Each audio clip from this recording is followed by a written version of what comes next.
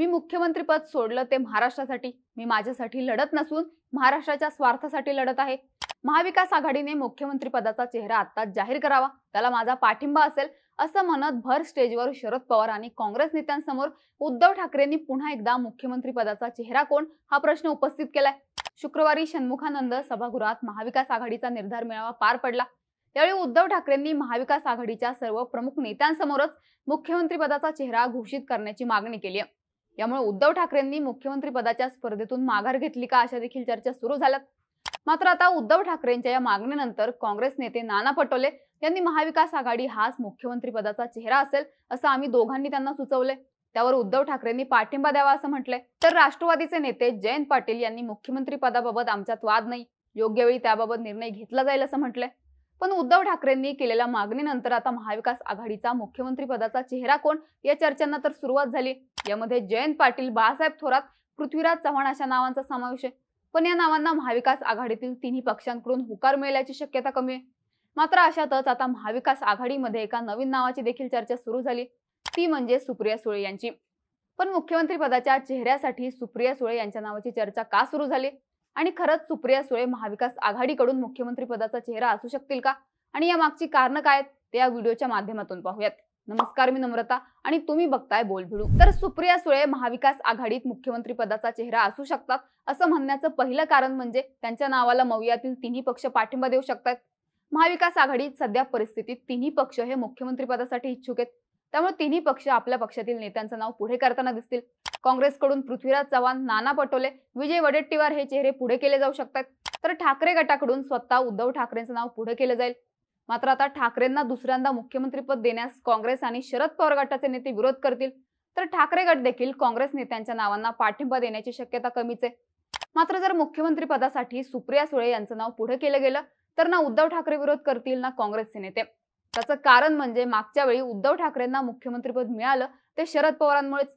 शरद पवारांनी उद्धव ठाकरेंचं नाव सुचवल्याने त्यांना मुख्यमंत्रीपदाची संधी मिळाली होती। आता शरद पवारांच्या याच मदतीची परतफेड म्हणून उद्धव ठाकरे सुप्रिया सुळे यांच्या नावाला पाठिंबा देतील।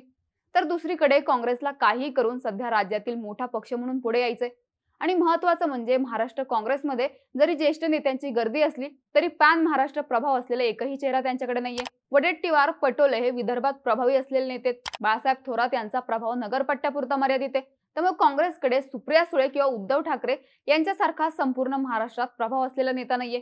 अशा वेळी जास्तीत जास्त जागा आपल्या पदरात पाडून घेण्यासाठी सुप्रिया सुळे यांना मुख्यमंत्रीपदी बसवण्याला काँग्रेस देखील होकार देईल। याशिवाय दुसरा म्हणजे मागच्या वेळी जसं शरद पवारांनी उद्धव ठाकरेंना मुख्यमंत्रीपद देऊन कंट्रोल स्वतःकडे ठेवला होता, त्याचप्रमाणे यावेळी सुप्रिया सुळेंना मुख्यमंत्रीपदाची संधी देत महाविकास आघाडीचं कंट्रोल आपल्याकडे ठेवण्याची चाल काँग्रेस खेळू शकते। दुसरं कारण म्हणजे सुप्रिया सुळेंमार्फत पहिली महिला मुख्यमंत्री देण्याचा प्रचार करणं। आजपर्यंतच्या इतिहासात राज्यात अजूनपर्यंत एकही महिला मुख्यमंत्री झालेली नाहीये।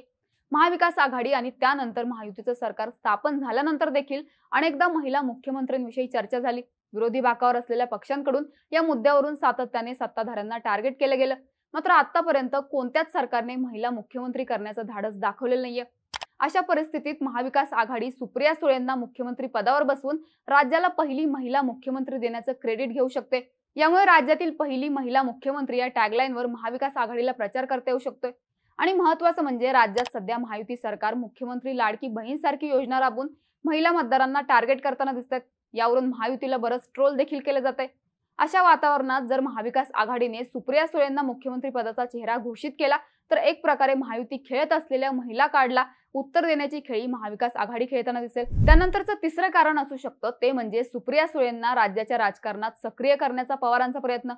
अजित पवार महायुतीत सामील झाल्यानंतर आता शरद पवारांचा राजकीय वारसदार कोण असा प्रश्न वारंवार उपस्थित केला जातोय। आता शरद पवारांनंतर पक्षाचं नेतृत्व म्हणून जयंत पाटील, रोहित पवार यांच्या नावाच्या चर्चा होताना दिसतात। मात्र आपला राजकीय वारसदार म्हणून सुप्रिया सुळे यांनाच पुढे आणण्याचा प्रयत्न शरद पवारांचा असेल। सुप्रिया सुळे 2006 पासून दिल्लीच्या राजकारणात सक्रिय आहेत। अशा परिस्थितीत जर त्यांना राज्याच्या राजकारणात सक्रिय करायचं असेल आणि ते देखील शरद पवारांचा राजकीय वारसदार म्हणून, तर मात्र त्यासाठी सुप्रिया सुळेंना काहीतरी महत्त्वाची जबाबदारी द्यावी लागेल आणि त्याचमुळे शरद पवारांकडून देखील मुख्यमंत्री पदाच्या चेहऱ्यासाठी सुप्रिया सुळे यांचं नाव पुढे करू शकतात असं बोललं जातंय। मात्र असं असलं तरी सुप्रिया सुळे यांना मुख्यमंत्री पदाचा चेहरा घोषित करण्यामध्ये काही मर्यादा देखील आहेत। पहिली म्हणजे अर्थातच राज्यातलं राजकारण माहीत नसणं। सुप्रिया सुळे या 2006 पासून राजकारणात सक्रिय आहेत. 2006 मध्ये त्या पहिल्यांदा राज्यसभेच्या खासदार म्हणून निवडून आल्या होत्या. त्यानंतर त्या बारामती लोकसभा मतदारसंघातून खासदार म्हणून निवडून येत आहेत. मात्र तसं असलं तरी बारामती लोकसभा मतदारसंघात त्यांचा थेट संपर्क नसल्याच्या चर्चा वारंवार होताना दिसतात. ज्याप्रमाणे शरद पवार किंवा अजित पवार यांचा मतदारसंघातील स्थानिक कार्यकर्त्यांशी लोकांशी थेट संपर्क आहे, तसा सुप्रिया सुळेंचा नसल्याचं बोललं जातं. अजित पवारांनी लोकसभा निवडणुकीत ज्यावेळी सुप्रिया सुळे यांच्या विरोधात सुनेत्रा पवारांना उमेदवारी दिली होती, तेव्हा देखील अजित पवारांनी सुप्रिया सुळे माझ्यामुळेच बारामतीतून निवडून येत होत्या अशी टीका केली होती. अशा परिस्थितीत दिल्लीच्या राजकारणात सक्रिय राहिलेल्या आणि राज्यातील राजकारणाशी फारसा संबंध न आलेल्या सुप्रिया सुळेंना मुख्यमंत्री म्हणून मवियाचे नेते आणि जनता स्वीकारेल का, हा देखील प्रश्न असेल. दुसरी मर्यादा असेल ती म्हणजे पक्षातील सिनियर नेते नाराज होऊ शकतात. अजित पवार पक्षातून बाहेर पडल्यानंतर जयंत पाटील यांच्याकडे पवारांचं राजकीय वारसदार म्हणून पाहिलं जात होतं. मध्यंतरी जयंत पाटील यांचे भावी मुख्यमंत्री असे बॅनर लागल्याचं देखील पाहायला मिळालं होतं. त्यामुळे जयंत पाटील यांनी अजित पवार गटासोबत जाण्याचं टाळल्याचं देखील बोललं गेलं. आणि महत्त्वाचं म्हणजे राजकीय अनुभवाच्या बाबतीत देखील जयंत पाटील हे सुप्रिया सुळेंना सिनियर आहेत. अजित पवारांच्या बंडानंतर जयंत पाटील यांनी ठामपणे शरद पवारांना साथ दिली होती. असं असताना देखील जर सुप्रिया सुळे यांचं नाव मुख्यमंत्री पदासाठी पुढे केलं गेलं तर मात्र कुठेतरी जयंत पाटील पर्यायाने पक्षातील इतर सिनियर नेते नाराज होऊ शकतात. याचा फार मोठा फटका शरद पवारांना बसू शकतोय. आधीच अजित पवार पक्षात आपल्याला संधी मिळत नाही ही तक्रार करत पक्षातून बाहेर पडलेत. अशातच जर शरद पवारांनी पुन्हा एकदा सुप्रिया सुळेंना संधी दिली तर पक्षातील एक गट शरद पवारांच्या विरोधात जाऊ शकतोय, ज्याचा फार मोठा फटका शरद पवारांना बसू शकतो. त्यामुळे आता उद्धव ठाकरेंनी केलेल्या मुख्यमंत्री पदाचा चेहरा घोषित करा या मागणीनंतर आता सुप्रिया सुळे यांच्या नावाचा देखील विचार या यादीत केला जाऊ शकतोय. पण खरंच ते कितपत शक्य होईल ते येत्या काळात स्पष्ट होईलच. पण तुम्हाला काय वाटतं, महाविकास आघाडीकडून खरंच सुप्रिया सुळे यांचा मुख्यमंत्री पदाचा चेहरा म्हणून विचार केला जाईल आणि महाविकास आघाडीत सध्या मुख्यमंत्री पदासाठी कोणता नेता योग्य ठरू शकतोय?